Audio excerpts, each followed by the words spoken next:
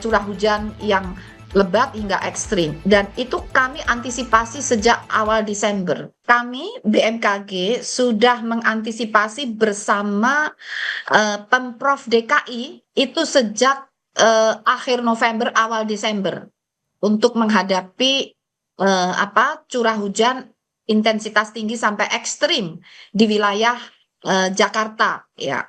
Nah, apa yang membuat kami bersiaga sejak awal Desember?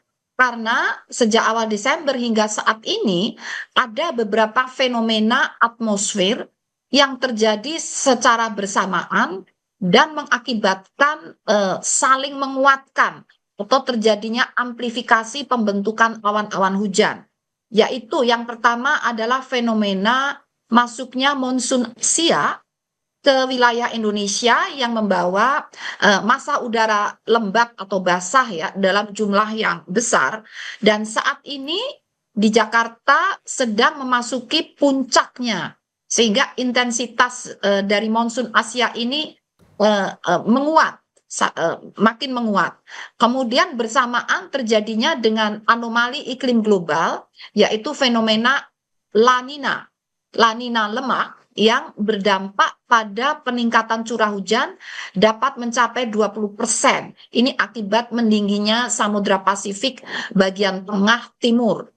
Kemudian bersamaan juga dengan masuknya Madden-Julian Oscillation atau gerombolan awan-awan hujan yang bergerak dari Samudra Hindia, tepatnya terbentuk di timur Afrika, kemudian melintasi Katulistiwa menuju Pasifik, tapi saat ini sedang melewati wilayah Jawa dan sekitarnya, sehingga terjadilah penambahan pembentukan awan hujan dan peningkatan curah hujan.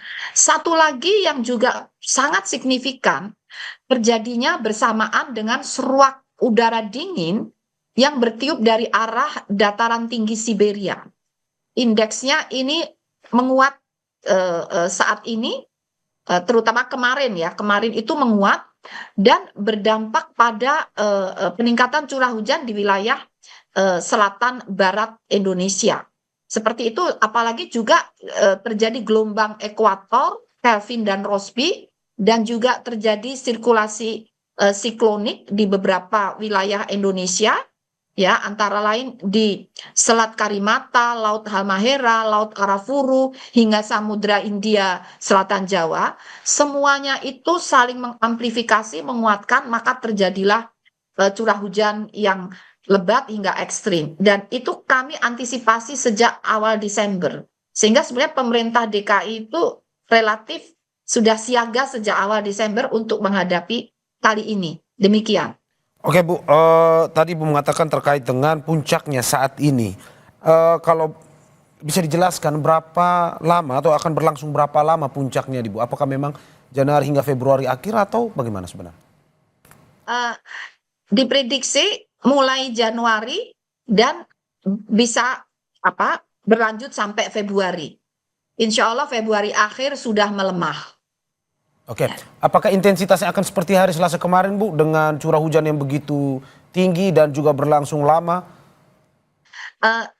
Umumnya setelah berlangsung selama 1 sampai 3 hari begitu, trennya mulai melemah. Kemudian nanti selang beberapa saat, beberapa hari hingga beberapa minggu akan menguat lagi. Kenapa demikian? Karena fenomena-fenomena yang saya sebut tadi, seperti Madden-Julian Oscillation, kemudian juga seruakan udara dingin. Nah, ini merupakan fenomena yang ada siklus baliknya, ada pengulangannya. Itu kira-kira akan berbalik lagi dalam kurun 30 hari sampai 40 hari. Jadi akan ada kejadian yang sama lagi dalam kurun waktu tersebut. Demikian. Oke, Bu, apakah akan merata di seluruh wilayah Jakarta atau akan ada mungkin saja di wilayah-wilayah Jakarta yang lebih spesifik atau di pinggiran Jakarta, perbatasan misalkan di Bekasi, Tangerang? Nah, itu sulit kami sampaikan sekarang ya, karena itu juga tergantung dari arah dan kecepatan angin, Ya. gitu ya.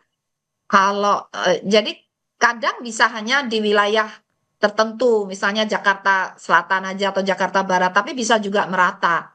Jadi tergantung anginnya, bagaimana kecepatan dan arah angin. Tapi poinnya, waktu itu kami dengan Bapak Gubernur, ya siaganya seluruh DKI, seluruh Jakarta gitu. Gitu. Jadi tidak khusus Jakarta Utara, jadi tidak, kami menganggap peluangnya akan sama terjadi di seluruh wilayah Jakarta.